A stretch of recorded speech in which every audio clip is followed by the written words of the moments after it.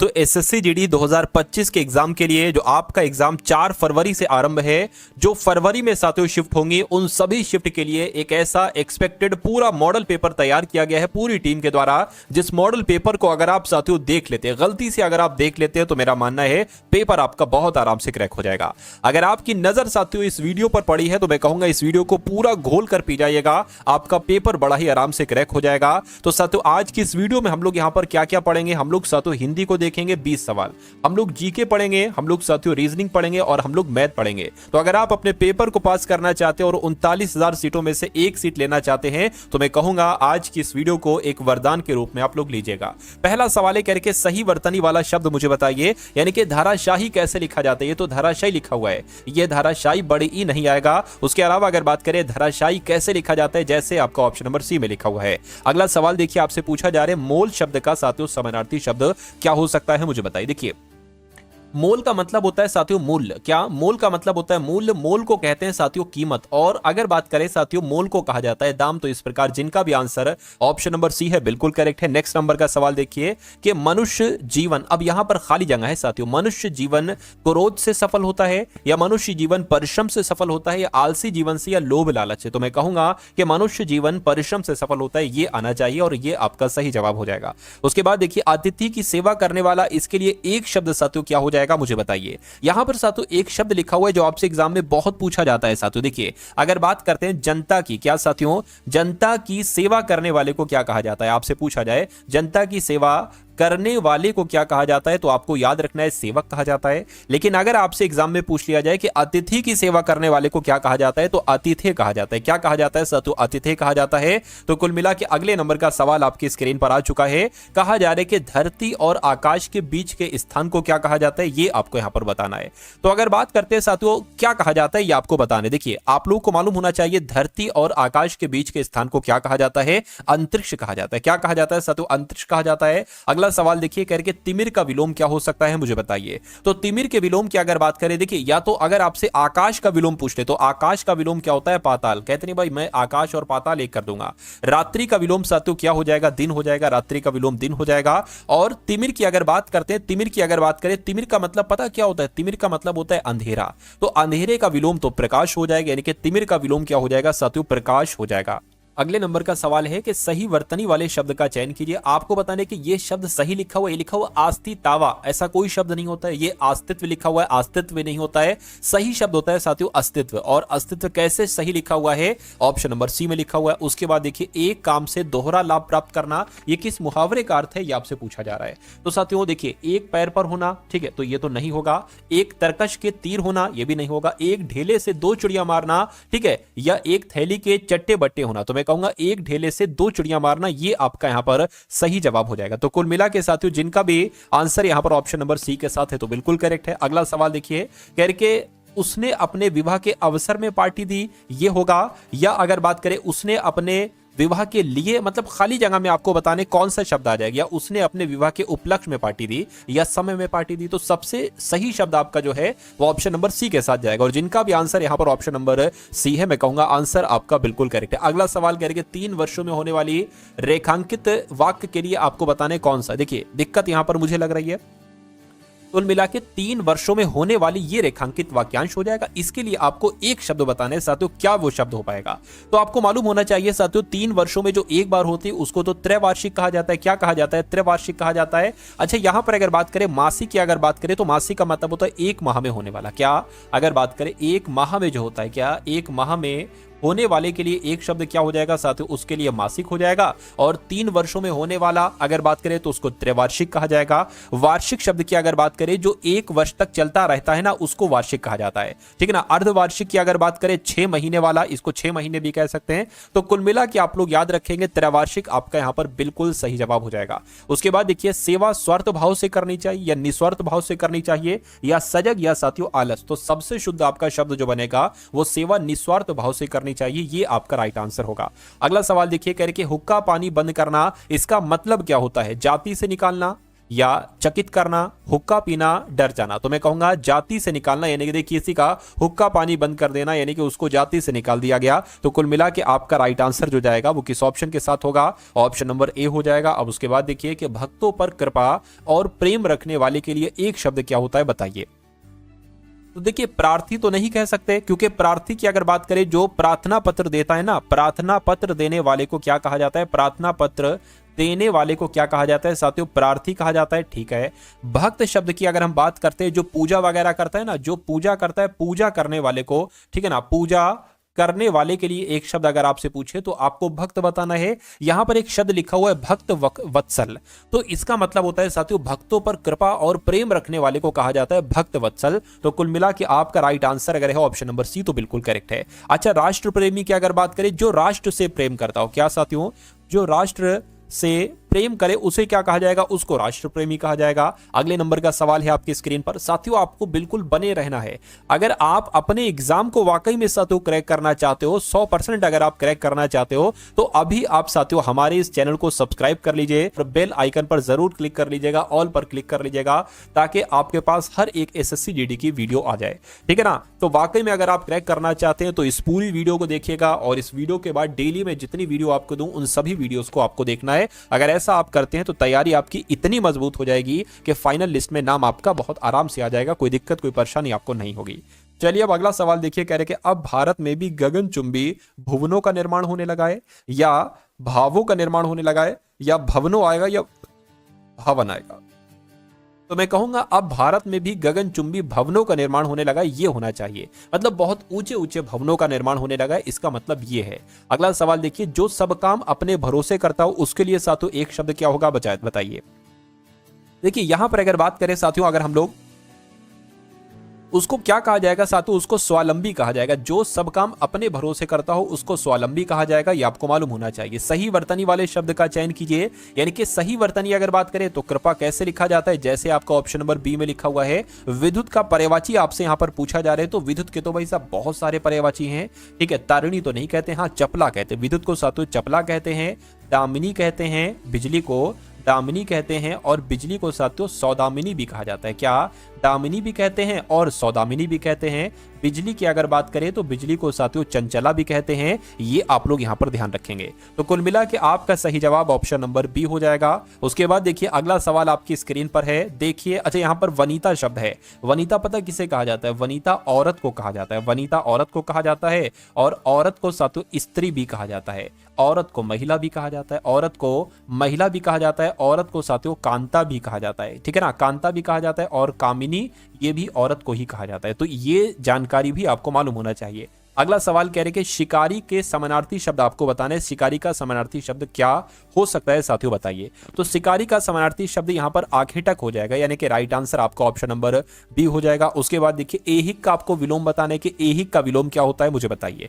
अगर यहां पर बात करें साथियों नैसर्गिक का विलोम क्या होता है, तो नैसर्गिक का विलोम क्या होता है साथियों? कृत्रिम होता है। तो नैसर्गिक का विलोम साथियों कृत्रिम हो जाएगा। उसके अलावा अगर यहां पर हम लोग बात करते हैं कि ऐहिक का विलोम क्या हो जाएगा, तो पारलौकिक हो जाएगा। क्या हो जाएगा? पारलौकिक हो जाएगा। सात्विक शब्द की अगर बात करते हैं, सात्विक का विलोम क्या हो जाएगा साथियों? तामसिक हो जाएगा। क्या? सात्विक का विलोम क्या हो जाएगा? तामसिक हो जाएगा। और अगर बात करते हैं अलौकिक शब्द की, तो अलौकिक शब्द का विलोम क्या हो जाएगा? लौकिक हो जाएगा। क्या? अलौकिक का विलोम अलौकिक हो जाएगा। तो कुल मिला के जितनी चीजें मैंने आपको बताई हैं ये आपको याद रखना है। अगला सवाल देखिए, कौन सा विलोम युग्म में सही नहीं है? तो कौन सा साथियों सही नहीं है, मुझे बताइए। देखिए जय का विलोम तो पराजय होता है, ये तो विलोम सही है।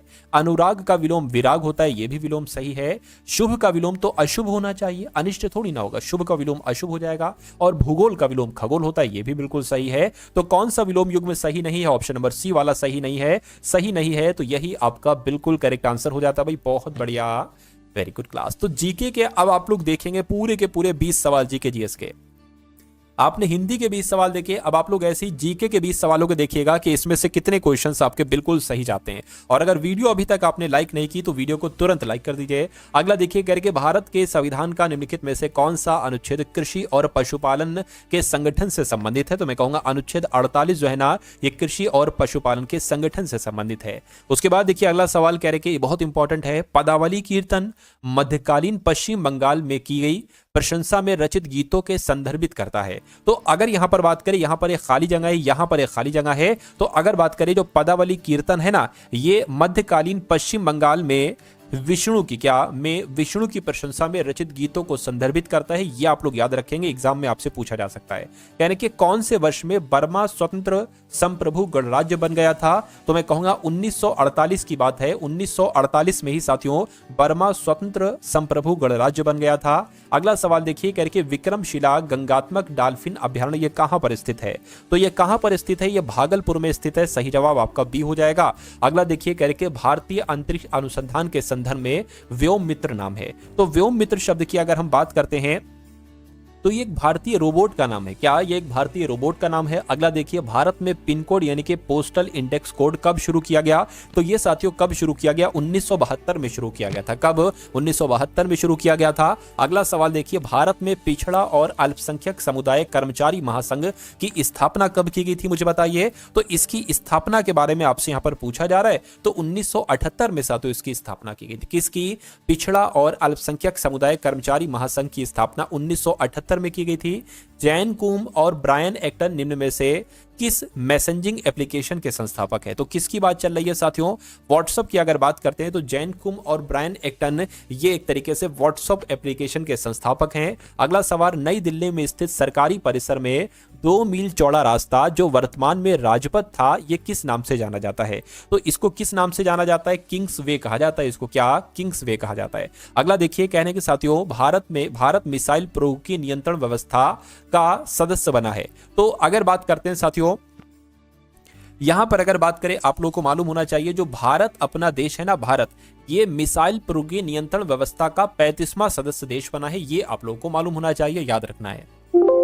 अगला सवाल है करके कौन सा बांध अफगान भारत मित्रता बांध कहलाया जाता है? तो किस बांध की बात चल रही है साथियों? सलमा बांध की अगर बात करें तो इस बांध को अफगान भारत मित्रता बांध कहा जाता है। अगला सवाल कह रहे कि बाल्चो और सोपोर्टेल के पारंपरिक पाक व्यंजन है, तो साथियों कहां के हैं? ये आपसे कुल मिला के पूछा जा रहा है। तो ये गोवा के, यानी कि बाल्चो और सोपोर्टेल कहां के हैं? तो ये गोवा के पारंपरिक एक व्यंजन है। अगले नंबर का सवाल, तमिलनाडु में स्थित कपालीश्वर मंदिर किस भारतीय देवता को समर्पित है? तो अगर बात करते हैं साथियों शिव की, तो मैं कहूंगा कि जो कपालीश्वर मंदिर है ना, ये तमिलनाडु में स्थित है। और ये किस देवता को समर्पित है? तो ये साथियों शिव को समर्पित है। अगला सवाल कह रहे हैं निम्नलिखित में से किस देश ने पहला कृत्रिम उपग्रह स्पुतनिक 1 लॉन्च किया है? तो किसने साथियों ये लॉन्च किया है, ये आपसे यहां पर पूछा जा रहा है। तो ये आपको बताना है साथियों किसके द्वारा लॉन्च किया गया है? ये सोवियत संघ के द्वारा लॉन्च किया गया है। अगला सवाल है करके चेतियागिरी विहार सांची में मनाया जाने वाला पर्व है, ठीक है। तो यहां पर अगर बात करें साथियों किसके द्वारा मनाया जाता है, तो जो आपका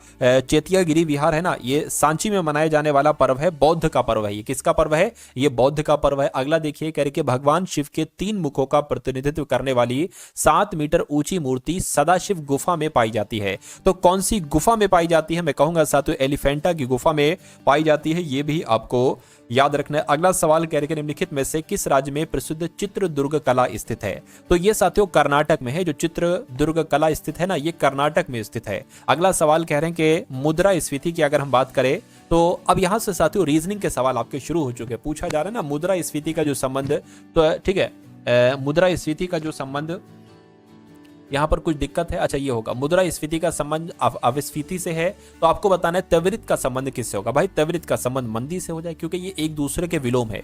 मुद्रास्फीति का विलोम अपस्फीति होता है और त्वरित का विलोम मंदी होता है। अगला सवाल देखिए रीजनिंग का सवाल आपके सामने आ चुका है। कह रहे हैं कि ALMOND को BMNPOE लिखा जाता है, तो उसी लॉजिक के अनुसार MENTAL को क्या लिखा जा सकता है? बस इतनी सी बात आपको बताना है, क्या कॉन्सेप्ट यहां पर लगा हुआ है। अगर हम कॉन्सेप्ट की बात करें तो देखिए A से यहां पर B हुआ है, ठीक है, L से यहां पर M हुआ है, एक एक बढ़ रहा है, M से यहां पर N हुआ है और O से यहां पर P हुआ है, मतलब कुल मिला के एक एक एक बढ़ रहा है। D से यहां पर E हुआ है, तो M के बाद क्या आता है N, E के बाद क्या आता है साथियों F, N के बाद क्या आता है O, ठीक है। उसके बाद अगर बात करें T के बाद U आता है, A के बाद B आता है, L के बाद क्या आता है साथियों M आता है। तो कुल मिला के अगर बात करें NFOUBM कहां पर लिखा हुआ है? ऑप्शन नंबर A में लिखा हुआ है। उसके बाद देखिए अगले नंबर का सवाल आपकी स्क्रीन पर है, कह रहे कि 2 है, 6 है, 12 है। उसके बाद आपको बताना है अगला नंबर कौन सा है और फिर उसके बाद साथियों 30 है। तो देखिए 2 से 6 हुआ है तो मैं कह सकता हूं 4 बड़ा है, 6 से 12 हुआ है तो मैं कह सकता हूं 6 बड़ा है। तो अब यहां पर कितना बढ़ेगा और यहां पर कितना बढ़ेगा? देखिए अगर 2 2 बढ़ाने पर आए, 4 बढ़ा, 6 बढ़ा तो जाहिर सी बात है 8 बढ़ेगा, 12 में 8 बढ़ेगा तो 20 हो जाएगा। अब 20 में साथियों हमें 10 बढ़ाना पड़ेगा, तो बिल्कुल साथियों 20 में 10 बढ़ाएंगे तो 30 ही आता है। तो कुल मिला के साथियों 20 आपका बिल्कुल सही जवाब हो जाएगा, और जिनका भी आंसर यहाँ पर 20 था सही था। अगला देखिए, अब आपको 4 ऑप्शन दिए गए हैं, कहने के इन चारों ऑप्शन में से, ठीक है ना, इन चारों ऑप्शन में से कौन सा सबसे अलग है। तो यहाँ पर साथियों प्लेस वैल्यू आपको मालूम होना चाहिए, जैसे कि ओ जो है वो 15 पर आता है, क्यू की बात करें तो 17 पर, एस साथियों 19 पर आता है और पी 16 पर आता है। उसी प्रकार अगर बात करें जे की तो 10 पर आता है, एल 12 पर आता है, एम 13 पर आता है, के 11 पर आता है, और के यहाँ पर 11 पर, एम 13 पर आएगा, एन 14 पर आएगा, एल 12 पर आएगा, और साथियों आर 18 पर आ जाएगा, टी 20 पर आ जाएगा, यू 21 पर, और एस आपका 19 पर आ जाएगा। अब आपको यहाँ पर साथियों ये देखना है कि आखिर यहाँ पर लॉजिक कौन सा लगा है, यानी कि कौन सा सबसे अलग होगा। देखिए 15, 17, 19, 20, 19, 16, 13, 12, ठीक है, सॉरी 10, 12, 13, 11। एक काम करिए, एक काम साथियों आप ये करिए, देखिए 15 से 16 हुआ है, और 10 से यहाँ पर 11 हुआ है, 13 से यहाँ पर 12 हुआ है, और 18 से यहाँ पर 19 हुआ है। अब बीच वाले जरा देखिए, 17 से 19 हुआ यानी कि 2 बढ़ा, ठीक है ना, 12 से 13 हुआ 1 बढ़ा, 13 से 14 हुआ 1 बढ़ा, 20 से 21 हुआ 1 बढ़ा। यहाँ पर सिर्फ 2 बढ़ रहा है साथियों 17 से 19 में। तो मैं कहूंगा सबसे अलग यहाँ पर कौन सा ऑप्शन हो जाएगा, ऑप्शन नंबर डी वाला हो जाएगा, और यही आपका बिल्कुल सही जवाब हो जाएगा। अगला सवाल देखिए, इसको मैं साथियों थोड़ा बड़ा कर देता हूं, देखिए इसको थोड़ा सा साथियों बड़ा कर दिया। अब आपको यहाँ पर क्लियर दिख रहा है, ठीक है, क्लियर दिख रहा है तो अच्छी बात है। मैं यहाँ पर लिख देता हूँ, ये 70 है। कितना है साथियों, ये 70 है, ठीक है ना, और ये साथियों 28 है, और ये कितना है 46 है, ठीक है, और ये आपका 46 है, ये 14 है, और ये साथियों 18 हो गया, और ये आपका 20 हो गया, और ये आपका 21 हो गया। सवाल में आपसे पूछा ये जा रहा है कितने भारतीय सामाजिक, देखिए जो आयत में है ना ये योग शिक्षक हैं, जो ट्रायंगल में है ये सामाजिक कार्यकर्ता हैं, जो सर्किल में है ये भारतीय हैं। कहने के भारतीय कितने भारतीय सामाजिक कार्यकर्ता हैं लेकिन योग शिक्षक नहीं, यानी कि कितने भारतीय, तो गोले में से होना चाहिए, सामाजिक कार्यकर्ता ट्रायंगल में से होना चाहिए। तो मैं कहूंगा 18 एक ऐसा नंबर मिल रहा है जो कि योग शिक्षक नहीं है और भारतीय भी है और सामाजिक कार्यकर्ता भी है। तो मैं कहूंगा 18 आपका यहां पर बिल्कुल सही जवाब हो जाएगा, जो कौन से ऑप्शन में है, जो ऑप्शन नंबर सी वाले में। तो ऐसे भी सवाल साथियों आपके एग्जाम में आपको देखने को मिलेंगे, ठीक है ना। अब यहां पर अगर बात करें साथियों, आपको यहां पर प्रॉपरली दिख रहा होगा, अच्छे से दिख रहा होगा, और बड़ा कर दिया, तो आपको कुल मिला के ये बताना है कि जब इसको अगर दर्पण प्रतिबिंब में देखेंगे, यानी कि इस वाले को दर्पण प्रतिबिंब में देखेंगे तो ये आपको साथियों कैसा दिखाई देगा। बस इतनी सी बात आपसे यहां पर पूछी जा रही है। चलिए कोई दिक्कत नहीं है। अब देखिए इसका मुंह किस तरफ है, इसका मुंह साथियों इस तरफ है, इस तरफ है ना। तो जब ये आपका उसमें दिखेगा ना, दर्पण में दिखेगा, तो इसका मुंह साथियों इस तरफ हो जाएगा। तो इस तरफ तो इसमें नहीं है, इसमें इस तरफ है, तो ये आंसर नहीं हो सकता, ये भी आंसर नहीं हो सकता। आंसर होगा साथियों ये या तो ये। अब आप देखिए 1 2 3 लिखे हुए और यहां पर सेम वैसे ही 1 2 3 लिखे, यानी कि इसका 3 का मुंह बाईं तरफ है और इसमें भी बाईं तरफ है। ऐसा थोड़ी ना होता है। दर्पण में अगर 3 है, मान लीजिए ऐसे 3 है, तो दर्पण में 3 का मुंह फिर इधर को हो जाएगा, अपोजिट। दर्पण में अगर 2 है तो 2 फिर आपको दर्पण में ऐसा दिखाई देगा, और ऐसा आपको सिर्फ और सिर्फ ऑप्शन नंबर ए में दिख रहा है। तो आपका राइट आंसर अगर है ऑप्शन नंबर ए, तो मैं कहूंगा बिल्कुल आपका आंसर करेक्ट हो जाएगा। चलिए अगले नंबर का सवाल है, कहने के साथियों MUSCLE को CSMEUL लिखा जाता है, तो उसी प्रकार WONDER को क्या लिखा जाएगा, ये आपसे साथियों यहां पर पूछा जा रहा है। अच्छा यहां पर अगर बात करें तो जो लेटर साथियों यहां पर है ना, वही लेटर साथियों मुझे तो यहां पर दिख रहे हैं। यानी कि मेरा मानना है कि जो लेटर्स यहां पर होंगे, इन्हीं लेटर्स की मदद से ये लेटर यहां पर बनाए जाएंगे। इतनी बात साथियों मुझे समझ में आ गई है, ठीक है, कोई दिक्कत नहीं। अब अगर बात करें, अब सवाल को साथियों यहां पर कैसे करेंगे ये भी आप लोग देख लीजिए। अब देखिए M पहले नंबर पर है, M तीसरे नंबर पर हो गया है। यानी कि अब अगर बात करें 1 2 3 4 5 6, तो 1 2 3 4 5 6। अब W पहले नंबर पर है तो W यहां पर तीसरे नंबर पर हो जाएगा। देखिए तीसरे नंबर पर सिर्फ और सिर्फ यहां पर है, यानी कि हो सकता हो ये आंसर हो जाए। U दूसरे नंबर पर है और U शुरू से साथियों लास्ट सेकंड पर चला गया है, यानी कि यहां पर O जो होगा वो O यहां पर आ जाएगा। अच्छा O यहां पर भी है साथियों, ठीक है। S की बात करें तो ये तीसरे नंबर पर था, दूसरे नंबर पर आ गया, यानी कि N तीसरे नंबर पर है तो ये दूसरे नंबर पर आ जाएगा, N यहां पर आ गया। और C की बात करें तो C पहले पर आ जाएगा, यानी कि ये वाला साथियों पहले पर आ जाएगा। और L की बात करें, अच्छा L की बात करें तो सबसे अंत में चला जाएगा, यानी कि E यहां पर जो है ना वो सबसे अंत में चला जाएगा, ठीक है ना। अब यहां पर अगर बात करें ई है, ई कहां पर आ गया, ई यहां पर आ गया, यानी कि ई आपका यहां पर आ जाएगा, सॉरी ई थोड़ी ना यहां पर आएगा, ई थोड़ी ना यहां पर आएगा, आर यहां पर आ जाएगा। तो आप लोग देखिए कि DNWROE कहां पर लिखा हुआ है, ऑप्शन नंबर बी में लिखा हुआ है। तो ये आपका क्या होगा, ये आपका बिल्कुल करेक्ट आंसर हो जाएगा। अब उसके बाद देखिए साथियों, अगले नंबर का सवाल है, सिटिंग अरेंजमेंट का सवाल है, यानी कि MNOP एक कार्यालय मेज के परिता एक दूसरे से समान दूरी पर बैठे हैं, ठीक है ना।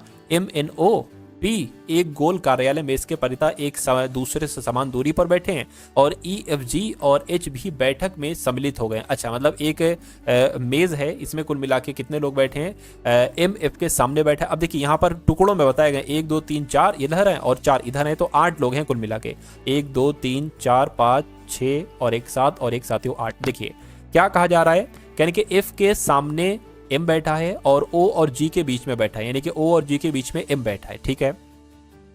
यानी कि P G के दाईं ओर दूसरे स्थान पर है और H के बाईं ओर तीसरे स्थान पर है, ठीक है। यदि N H के सामने बैठा है तो F के पड़ोस में कौन दो लोग बैठे। अब देखिए इसको यहां से आप स्टार्ट कीजिए, G के दाईं ओर दूसरे स्थान पर P बैठा है, तो G को आप कहीं पर बैठा दो, यहां पर बैठा दो। तो G की बात करें, G के दाईं साथियों, ठीक है ना, G के दाईं दूसरे स्थान पर P बैठा है, यानी कि P यहां पर बैठेगा, ठीक है। और H के बाईं ओर तीसरे स्थान पर बैठा है कौन, P, यानी कि P जो है ना ये H के बाईं ओर, H अगर यहां पर बैठा ले 1 2 3, H के बाईं ओर तीसरे स्थान पर P बैठ जाएगा, ये भी हो गया, ठीक है। कहने के N जो है ना, N ये H के सामने बैठे, यानी कि H के सामने कौन बैठा है, ठीक है, H के सामने कौन बैठा है, N बैठा है, तो यहां पर साथियों N बैठ जाएगा, H के सामने N बैठ गया, ठीक है।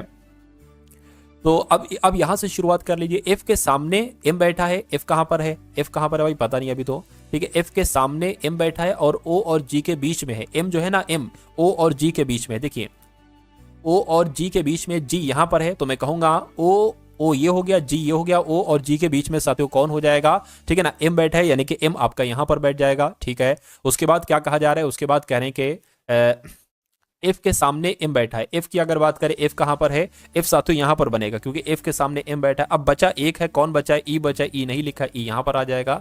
सवाल में पूछा गया है तो F के पड़ोस में कौन दो लोग बैठे हैं, F कहां गया, F के पड़ोस में साथियों कौन दो लोग बैठे हैं, एक तो P बैठा है और एक E बैठा है, तो आपका आंसर P और E हो जाएगा। और P और E कहां पर है साथियों, ऑप्शन नंबर B वाले में है, तो यही आपका बिल्कुल करेक्ट आंसर हो जाएगा। उसके बाद देखिए साथियों, अगले नंबर का सवाल है, कह रहे कि TH है सबसे पहले, उसके बाद साथियों VJ यहां पर आ गया, पता नहीं कैसे, उसके बाद साथियों Y और M यहां पर आ गया है, और उसके बाद 2 लेटर यहां पर आएंगे, और उसके बाद साथियों H और V आना चाहिए। तो आपको यहां पर बताने कि आखिर यहां पर कौन से 2 लेटर साथियों आ सकते हैं, बता दीजिए। अगर देखिए यहां पर बात करें, T 20 पर होता है और H 8 पर होता है। अगर हम साथियों H से यहां पर J पर चले जाएं, यानी कि H 8 पर होता है, J 10 पर होता है, तो 2 बढ़ाया गया है। अगर हम यहाँ पर T से साथियों V पर चले जाएं, T 20 पर होता है, V 22 पर होता है, तो ठीक है, मिल गया हमें। उसी प्रकार V से यहाँ पर अगर हम Y पर चले जाएं, तो V होता है साथियों 22 पर और Y होता है 25 पर, यानी कि 3 बढ़ाया गया है, ठीक है। और यहाँ पर अगर बात करें, J होता है साथियों 10 पर, M होता है 13 पर, यानी कि पहले 2 बढ़ाया गया फिर 3 बढ़ाया गया, तो हम यहाँ से अब 4 बढ़ाएंगे। कितना, 4, तो Y में अगर 4 बढ़ाओगे तो कितना आ जाएगा, C आ जाएगा, यानी कि C यहाँ पर आ जाएगा। और M में साथियों अगर हम 4 बढ़ाएंगे तो यहां पर Q आ जाएगा। तो CQ क्या कहीं पर लिखा हुआ है, बिल्कुल लिखा हुआ है, ऑप्शन नंबर C वाले में लिखा हुआ है, तो यही आपका बिल्कुल करेक्ट आंसर हो जाता है। अगला सवाल देखिए, कथन है और निष्कर्ष है, कथन है और निष्कर्ष है, करके सभी पुस्तकें रजिस्टर हैं। तो मान लेते हैं साथियों सभी पुस्तकें, ये पुस्तकें आपकी हो गई, ठीक है ना, सभी पुस्तकें क्या हो गई, सभी पुस्तकें रजिस्टर हो गई, सभी पुस्तकें रजिस्टर हो गई, और सभी रजिस्टर क्या हो गए, सभी रजिस्टर यहाँ पर पेंसिल हो गए, सभी रजिस्टर पेंसिल हो गए। अब निष्कर्ष पढ़िए और बताइए कौन सा निष्कर्ष सही है, कौन सा गलत है। सभी पुस्तकें पेंसिल हैं, सभी पुस्तकें पेंसिल हैं, ये बात बिल्कुल सही है।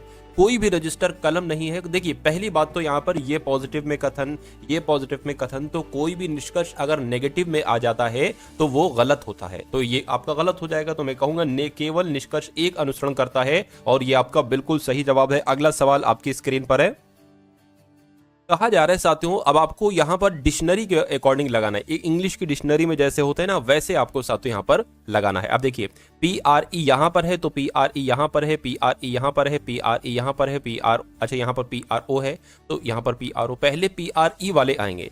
तो मैं कहूंगा S तो बाद में आता है, L पहले आता है, तो ये एक वाला सबसे पहले आ जाएगा। अब इसमें से देखिए PRS, ठीक है। अब एस पहले आता है ये यू, तो एस पहले आता है यानी कि 2 पहले आ जाएगा, फिर 3 आ जाएगा, और फिर पी आर ओ डी पहले आता है, एफ बाद में आता है यानी कि 4 हो जाएगा और 5 हो जाएगा। तो ये क्रम कौन से ऑप्शन में है? 1 2 3 4 5। तो 1 2 3 4 5 ऑप्शन नंबर सी वाले में है। तो ये आपका बिल्कुल करेक्ट आंसर हो जाता है। साथों ऐसे सवाल आपके ये आ चुके हैं एसएससी जीडी में, ठीक है ना। तो इन सवालों की आप बहुत अच्छे तरीके से प्रैक्टिस कीजिए क्योंकि क्वेश्चंस आपके यहीं से बनने वाले हैं, ठीक है। अब आपको सवाल दे दिया जाएगा कि जैसे 9 से 107 बनाया गया है, वैसे ही आपको बताने कि 8 से यहां पर कौन सा नंबर बन सकता है, 112, 96, 100 या 98। बताइए, दिमाग लगाकर साथियों बताइए 9 से 107 ये कैसे बना है, यहां पर आपको साथियों कुल मिला के बता देना है।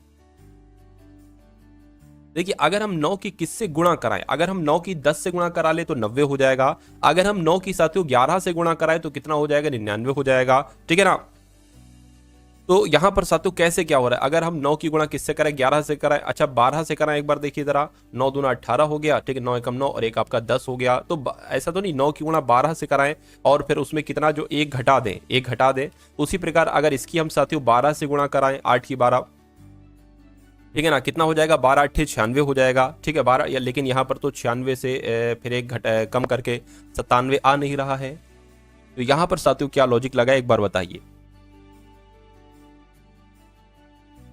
अच्छा, यहाँ पर एक दूसरा लॉजिक मुझे समझ में आ रहा है कि अगर देखिए एक सेकेंड, वो लॉजिक जो हमने अभी लगाया वो तो हमारा लॉजिक फेल हो गया। अब दूसरा लॉजिक यहाँ पर क्या लग सकता है? देखिए, अगर हम इसमें एक प्लस कर दें, अगर हम इसमें एक प्लस कर दें तो ये 10 हो जाएगा। अगर हम एक प्लस कर दें साथियों 10 हो जाएगा। और यहां से अगर हम साथियों मान लीजिए, ठीक है ना, घटा दें, ठीक है ना, यहां से अगर हम 2 घटा दें, यहां से एक प्लस किया गया, यहां से साथियों एक तरीके से 2 घटाया गया है, ठीक है। उसी प्रकार अगर हम साथियों यहां से अगर हम एक प्लस कर देते हैं तो कितना हो जाएगा? 9 हो जाएगा, ठीक है ना। फिर हम साथियों इसमें से 2 घटा देते हैं तो कितना हो जाएगा? 7 हो जाएगा। क्या देखिए, भाई 2 घटाएंगे तो 6 आएगा ना, 7 क्यों लिख दिया मैंने? तो देखिए 96 कहीं पर लिखा हुआ है, बिल्कुल लिखा हुआ, ऑप्शन नंबर बी वाले में लिखा हुआ है, यानी कि कॉन्सेप्ट हमें समझ में आ गया।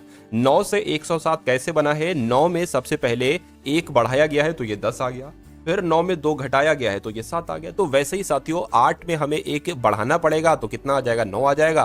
फिर 8 में हमें 2 घटाना पड़ेगा, 96 आ जाएगा। तो 96 ऑप्शन नंबर बी में है और यही आपका बिल्कुल करेक्ट आंसर हो जाता। भाई बहुत बढ़िया, वेरी गुड क्लास। अगले नंबर का सवाल है, कह रहे कि निश्चित कूट भाषा में CHAMPION को NIMOHOPAC लिखा जाता है और उसी प्रकार आपको बताना है कि चिल्ड्रन को यहाँ पर साथियों क्या लिखा जा सकता है, आपसे यहाँ पर पूछा जा रहा है।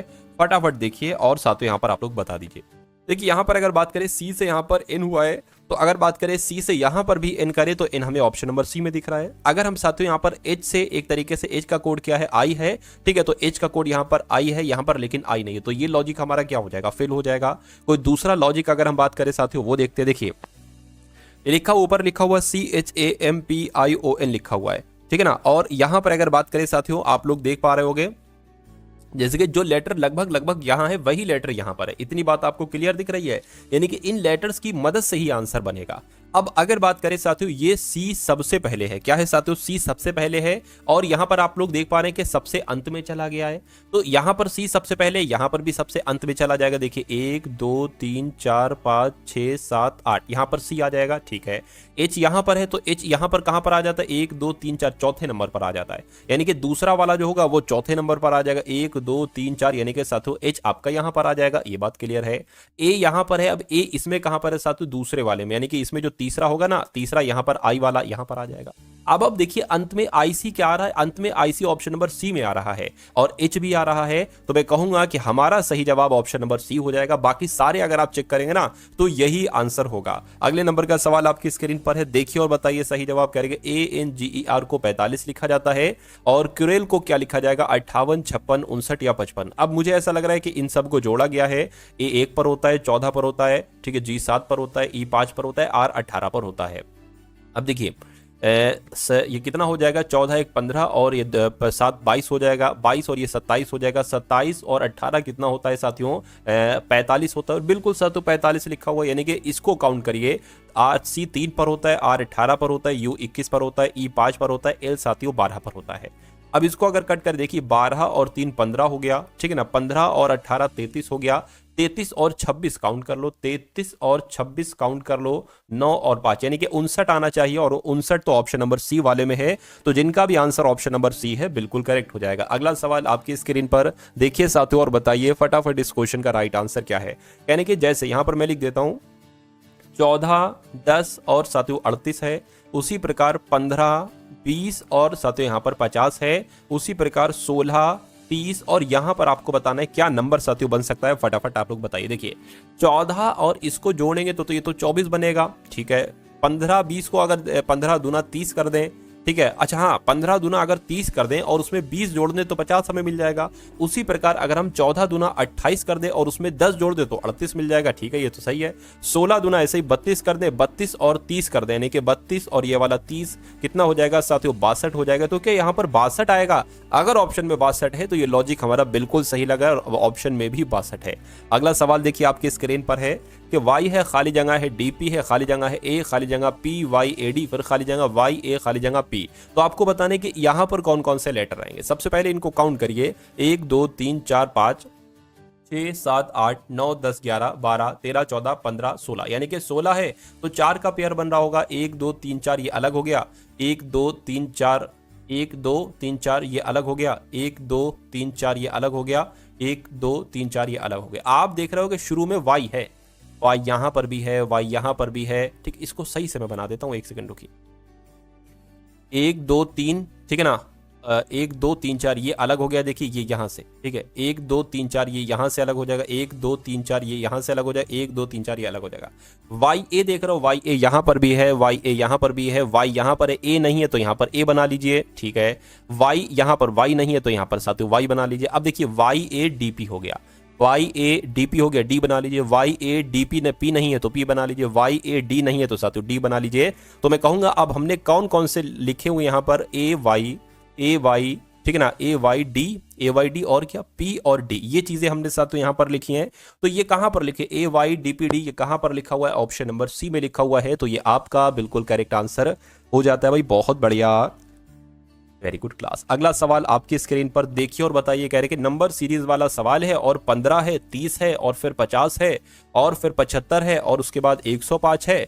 उसके बाद आपको बताना है कौन सा नंबर आएगा और उसके बाद 180 ही आना चाहिए। चलिए भाई, अब देखिए यहां पर तो एक तरीके से अगर बात करें, अगर 15 दूना 30 करेंगे तो 30 दूना 60 हो जाएगा, ठीक है। एक काम करो, इसमें 15 प्लस करके देखो, और इसमें कितना, इसमें 20 प्लस करके देखो 50 हो गया, इसमें 25 प्लस करके करोगे तो 75 हो जाएगा, फिर इसमें 30 प्लस करोगे तो 105 हो जाएगा।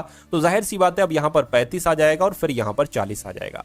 तो 105 और 35 140 होता है, 140 और 40 180 होता है। तो क्या यहाँ पर 140 आएगा? ऑप्शन में जरा चेक करिए, बिल्कुल साथियों 140 मिल चुका है। तो 140 हमारा और आपका बिल्कुल सही जवाब हो जाएगा। अब इस सवाल को देखिए और मुझे बता दीजिए कि आपका राइट आंसर क्या होगा। कह रहे कि एक लड़के की तस्वीर की ओर इशारा करते हुए माधवी ने कहा, यानी कि माधवी कह रही है एक लड़के की तरफ इशारा करके, उसके पिता यानी कि जो इनके पिताजी हैं, इस लड़के के पिताजी है ना, मेरी बहन के पति मतलब मेरे जीजा जी, माधवी कह रही है मेरे जीजा की बेटी, ठीक, मेरा जीजा जी की बेटी के नाना है। अच्छा पता, मेरी जीजा जी के बेटी के नाना कौन होंगे? इनके पिताजी ही होंगे। कौन होंगे साथियों? इनके, यानी कि ये अपने पिताजी की ही बात कर रही हैं। तो उस लड़के का, इस लड़के का माधवी के पिता से क्या संबंध होगा? तो साथियों क्या संबंध होगा, ये तो इसको क्या कहेंगे, पोता ही कहेंगे। तो पोता कहेंगे तो राइट आंसर आपका ऑप्शन नंबर सी हो जाता है, ठीक है ना। अगला सवाल देखिए, कह रहे हैं कि 17 से जैसे 119 बनाया गया है, ठीक है, उसी प्रकार आपको बताना है कौन से नंबर से यहाँ पर 182 बनाया जा सकता है, ठीक है। और जैसे कि 23 से यहाँ पर 161 बनाया गया है। तो आपको यहाँ पर साथियों बताना है, देखिए 17 एक तरीके से बात करें, 17 सत्ते 119 होते हैं। 23 की 17 से अगर गुणा करें तो कितना आता है? देखिए 23 की अगर 17 से गुणा करें तो 7 आपका 21 हो गया, 7 दूना 14, 15 16 हो गया, और 23 यहाँ पर आ जाएगा 1 9 3, यानी कि ये तो ज्यादा हो गया भाई साहब। क्या और ये 17 से मैंने गुणा कर लिया, 7 से मुझे गुणा करना चाहिए। ये यहाँ 7 से किया है, यहाँ कैसे हो जाएगी भाई? 23 से हम चेक कर रहे हैं, एक बार हो सकता हो कुछ और भी आ जाए। 7 या 21 हो गया, 7 दूना 14, 15 16 हो गया, बिल्कुल साथियों 161 ही आया। यानी कि हमें इस नंबर की गुणा 7 से करना होगी तो हमें 182 मिल जाएगा। हमें ये वाला नंबर पता करने के लिए हमें इसकी भाग करना होगी, 182 की भाग 7 से करना होगी। 7 दूना 14 हो जाएगा, बचेगा 4, 42 हो गया, 7 पंजे 35, 7 छंग आपका 42 हो जाएगा। तो यहां पर साथियों 26 आ जाएगा। तो क्या 26 ऑप्शन में है? बिल्कुल ऑप्शन नंबर सी वाले में 26 है। तो ये क्या होगा? ये आपका साथियों बिल्कुल करेक्ट आंसर हो जाएगा। एक साइकिल के अंकित मूल्य पर 20% की छूट दी जाती है और उसके बाद भी विक्रेता को 20% का लाभ होता है। यदि लाभ 800 है तो साइकिल का अंकित मूल्य क्या होगा? अब यहां पर अगर बात करें, दो चीजें आपको समझना, एक तो कॉस्ट प्राइस यानी कि क्रय मूल्य और एक मार्क प्राइस होता है साथियों यानी कि अंकित मूल्य। ये कॉस्ट प्राइस क्या हो जाएगा? अगर हम 100 में से साथियों डिस्काउंट को माइनस कर देंगे, क्या डिस्काउंट को माइनस कर देंगे तो हमारा क्रय मूल्य निकल आ जाएगा। और अगर मार्क प्राइस की अगर बात करें साथियों, 100 में अगर हम साथियों यहां पर प्रॉफिट को जोड़ देंगे तो ये हमारा क्या आ जाएगा? अंकित मूल्य आ जाएगा। ठीक है ना, मतलब इसमें प्रॉफिट भी है। ठीक है, प्रॉफिट भी है। तो अगर हम बात करें साथियों, डिस्काउंट कितना दे रखा है? डिस्काउंट 20% का दे रखा है, तो 100 माइनस 20 हो जाएगा, यानी कि कितना हो जाएगा? 80 हो जाएगा। ठीक है ना, क्रय मूल्य आपका 80 आ गया है और प्रॉफिट की अगर बात करें तो 20% हो रहा है, यानी कि ये 120 आ जाएगा। यानी कि 80 अगर क्रय मूल्य है तो मार्क प्राइस कितना होगा? अंकित मूल्य कितना होगा? 120 होगा। अब यहां पर कहा गया है साथियों, यहां पर कहा गया है कि अंकित मूल्य पर 20% की छूट दी जाती है, यानी कि ये अंकित मूल्य, इस पर 20% की छूट दी जाएगी तो 80% में बेचा जाएगा। इस 2 जीरो से ये 2 जीरो कैंसिल हो जाएंगे, 12 8 आपका 96 आ गया। यानी कि अंकित मूल्य आपका 96 है और क्रय मूल्य आपका 80 है। तो कितने का प्रॉफिट हो रहा है? मैं कहूंगा साथियों 90 और यानी कि 16 का प्रॉफिट हो रहा है। लेकिन यहां पर कहा जा रहा है कि 800 का प्रॉफिट हो रहा है, यानी कि 16 x की वैल्यू कितनी है? 800 है, तो x की वैल्यू कितनी हो जाएगी साथियों? 800 बटे 16, यानी कि x बराबर हो जाएगा 16 पंजे 80, यानी कि 50 हो जाएगा। कितना हो जाएगा साथियों? 50 हो जाएगा। तो साइकिल का अंकित मूल्य आपको ज्ञात करना है। क्या साइकिल का अंकित मूल्य साथियों यहां पर आपसे पूछा जा रहा है? अंकित मूल्य कितना था? 120 था, तो इसकी गुणा साथियों 120 से करा लो, आपको पता चल जाएगा। ठीक है, तो 12 पंजे 60 आ गया और ये 2 जीरो बढ़ गए, यानी कि 6000 ये अंकित मूल्य हो जाएगा। और 6000 कौन से ऑप्शन में है? तो ऑप्शन नंबर डी वाले में है। अब उसके बाद देखिए नेक्स्ट नंबर का सवाल है आपकी स्क्रीन पर। इस सवाल को देखिए और फटाफट आप लोग यहां पर बता दीजिए कि आपका राइट आंसर यहां पर क्या हो सकता है। चलिए, तो कहा गया है कि बेलन आकार के एक बर्तन का व्यास 14 सेंटीमीटर है। व्यास 14 सेंटीमीटर है जो कि 2r होता है, तो 1r कितना हो जाएगा? r बराबर 7 हो जाएगा, 7 सेंटीमीटर हो गया। और ऊंचाई कितनी है साथियों? ऊंचाई 25 सेंटीमीटर है, तो ऊंचाई कितनी होगी? ऊंचाई 25 सेंटीमीटर है। उसका कुल पृष्ठीय क्षेत्रफल ज्ञात कीजिए। तो बेलन का कुल पृष्ठीय क्षेत्रफल का सूत्र आपको मालूम होना चाहिए, कितना होता है साथियों? 2 पाई r, ठीक है ना, ब्रैकेट में h प्लस r, ये सूत्र हो गया। ठीक है, तो इसको साथियों ज्ञात कर लीजिए। तो 2 की अगर बात करें साथियों, 2 की जगह पर 2 आ जाएगा, पाई की वैल्यू 22 बटे 7 हो जाएगी और r कितना दे रखा है? 7 दे रखा है। और h और r कितना हो जाएगा? h ये है, r ये है, दोनों को जोड़ के साथियों कितना हो जाएगा? 32 हो जाएगा। ठीक है, 32 हो गया ये। अब इस 7 से ये 7 कैंसिल हो जाएगा, 22 दूना 44, 44 की गुणा आपको 32 से करा लेना है, आपका आंसर आ जाएगा 4 दूना 8, 4 दूना 8 हो गया, 3 चौक आपका 12 हो गया, 3 चौक 12 और एक आपका 13 हो गया, यानी कि 8 आ गया, 0 आ गया, 4 और ये, यानी कि 1408 सेंटीमीटर स्क्वायर आपका राइट आंसर हो जाएगा। जो कौन से ऑप्शन में है? जो ऑप्शन नंबर सी वाले में। भाई बहुत बढ़िया, वेरी गुड क्लास। अब उसके बाद देख लीजिए अगले नंबर का सवाल आपकी स्क्रीन पर है। कहा जा रहा है कि एक हवाई जहाज एक निश्चित दूरी, क्या साथियों यहां पर हवाई जहाज की बात की गई है कि एक हवाई जहाज एक निश्चित दूरी 280 किलोमीटर प्रति घंटा की गति से 42 घंटे में तय करता है। यानी कि कोई दूरी होगी, कितनी भी दूरी होगी, तो चाल यहां पर कितनी दी गई है साथियों? चाल यहां पर जो दी गई है वो 280 किलोमीटर प्रति घंटा दी गई है। ठीक है, और समय की अगर बात करें, समय यहां पर क्या दे रखा है? समय यहां पर साथियों 42 घंटे का दे रखा है। तो अगर हम दूरी की बात करें कि दूरी कैसे ज्ञात करेंगे, तो दूरी के लिए दो चीजें चाहिए होती हैं, चाल गुणा समय। चाल कितनी है साथियों? 280 है और समय कितना है साथियों? 42 घंटे है। यह बात क्लियर है? ठीक है। अच्छा, यहां पर एक दिक्कत है, 42 घंटे ये नहीं है, ये है साथियों, मैं आपको बता देता हूं ये क्या है। ये 4 सही 3 बटे 4 है, ऐसे करके है, 4 सही 3 बटे 4 है। ठीक है, वो गलती से ऐसे करके टाइप हो गया। तो 4 सही 3 बटे 4 है, तो साथियों इसको क्या कर सकते हैं? 4 चौक 16, 16 और 19 बटे 4 आ जाएगा, यानी कि समय कितना आ जाएगा? समय आपका जो आ जाएगा 19 सही 19 बटे 4 आ जाएगा। तो 19 बटे 4 घंटे यहाँ पर आपका समय दे रखा है, तो इसको भी साथियों सही कर लो, 19 बटे 4 आपका आ जाएगा। तो दूरी की बात करें, 4 पंजे 20, 4 छः 24, 4 सत्ते 28 हो जाएगा। और एक तरीके से अगर बात करते हैं यहाँ पर 19 की गुणा 70 से करा लेते हैं तो कितना हो जाएगा साथियों? 7 में आपका 63 हो गया। ठीक है ना, 7 एकम 7, यानी कि 730 यहाँ पर साथियों आ जाएगा। ठीक है ना, ये बात क्लियर है। 6 जोड़ना भी तो है भाई, देखिए 7 नीम 63, 63 का 3, 6 लग गया, ठीक है। और 19 सत्ते तो 133 होते हैं, ठीक है। 7 एकम 7 और 6 13 हो जाएगा, तो यहाँ पर 13 आ जाएगा, यानी कि 1330 जो होगी वो दूरी निकल कर आएगी। तो साथियों दूरी कितनी निकल आई है, दूरी निकल कर आई है 1330 किलोमीटर। तो कह रहे हैं कि समान दूरी यानी कि यही दूरी 7 घंटे में तय करने के लिए उसे कितनी गति से यात्रा करनी होगी। तो अब चाल आपसे पूछी जा रही है, चाल बराबर क्या हो जाएगा, दूरी बटे चाल हो जाएगा। दूरी कितनी है 1330 और समय कितना है, दूरी बटे, ठीक है, समय, और समय कितना है 7 है, तो इसको कैलकुलेट कर दीजिए। 7 एकम 7 और कितना जाएगा साथियों 6 जाएगा इधर, 7 नीम 63 और साथियों 0 लग जाएगा, यानी कि चाल आपकी आ जाएगी 190 किलोमीटर प्रति घंटा। तो इस प्रकार आपका राइट आंसर अगर है ऑप्शन नंबर बी के साथ, तो मैं कहूंगा आंसर आपका बिल्कुल करेक्ट है।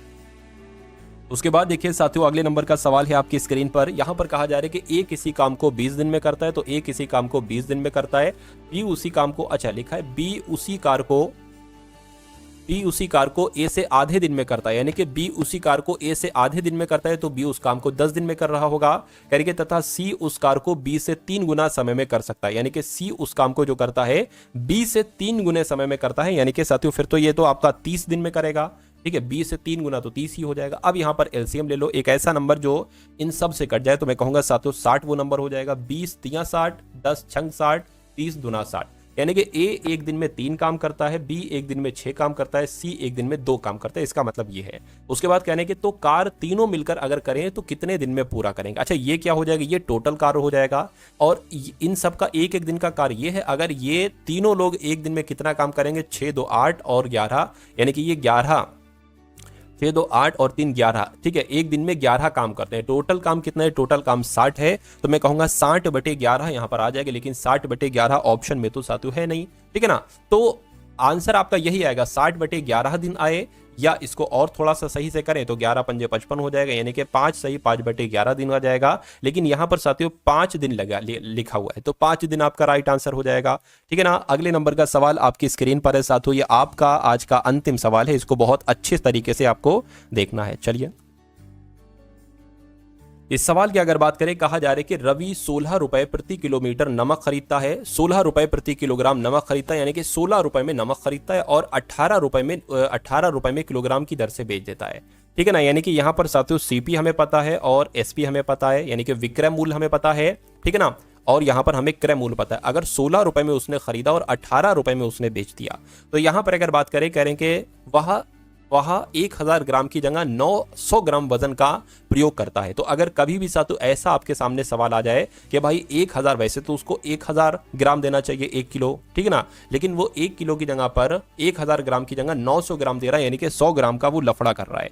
तो साथियों आप हमेशा क्या करेंगे, सबसे पहले तो इसको कट कर लीजिए, रेशियो निकाल लीजिए, 2 8 16, 2 नीम 18, ठीक है ना। तो ये साथियों आपका कॉस्ट प्राइस हो गया है, ये सेलिंग प्राइस हो गया। कॉस्ट प्राइस के नीचे आप रखेंगे साथियों 900 ग्राम, यानी कि जितना उसने दिया है और जितना देना चाहिए था 1000 ग्राम, वो सेलिंग प्राइस के नीचे रखेंगे। अब इसका भी रेशियो आप निकाल लेंगे, 9 और 10 हो गया। अब इन दोनों की गुणा करा लेंगे, यानी कि 8 की 9 से तो 8 नीम कितना हो गया, 72 हो गया, 9 की 10 से तो इतना हो जाएगा, ठीक है ना। ये बात क्लियर है। अब कितना डिफरेंस निकला, यानी कि 18 का निकला, तो 18 रवि का लाभ हुआ है, इसको प्रतिशत में बदलना है, तो गुणा 100 लगा लिया और नीचे साथियों 72 लिख देंगे, ठीक है ना। ये बात साथियों क्लियर है। तो 18 एकम 18, 18 चौक 72 हो जाएगा, 4 से 100 कटेगा तो 25 आ जाएगा, यानी कि रवि का वास्तविक लाभ जो होगा वो 25% होगा। कितना होगा साथियों, 25% होगा। तो इस प्रकार जिनका भी आंसर ऑप्शन नंबर सी के साथ है, मैं कहूंगा आंसर आपका बिल्कुल करेक्ट है भाई, बहुत बढ़िया, वेरी गुड क्लास। तो कैसी लगी साथियों आपको ये क्लास, एक बार कमेंट सेक्शन में आप लोग जरूर बताइएगा। इस वीडियो को अगर आपने लाइक नहीं किया तो वीडियो को साथियों लाइक कर दीजिएगा, चैनल पर अगर नए हैं तो चैनल को सब्सक्राइब कर दीजिएगा और एक प्यारे से कमेंट के माध्यम से बता दीजिएगा कि ये क्लास आपको कैसी लगी। उसके अलावा साथियों डिस्क्रिप्शन में आपको एसएससी जीडी की प्लेलिस्ट मिल जाएगी। उस प्लेलिस्ट में साथियों कुछ ऐसी वीडियोज मैंने साथियों सेव कर रखी हैं जहां से पेपर आपका 100% आना है। तो जाइए अभी उस प्लेलिस्ट में और उस पूरी प्लेलिस्ट को खंगाल डालिए, यानी कि उस प्लेलिस्ट का हर एक सवाल का जवाब आपके मनोमस्तिष्क में होना चाहिए। अगर ऐसा है तो पेपर को क्रैक करने से कोई दुनिया की ताकत आपको नहीं रोक सकती, ठीक है।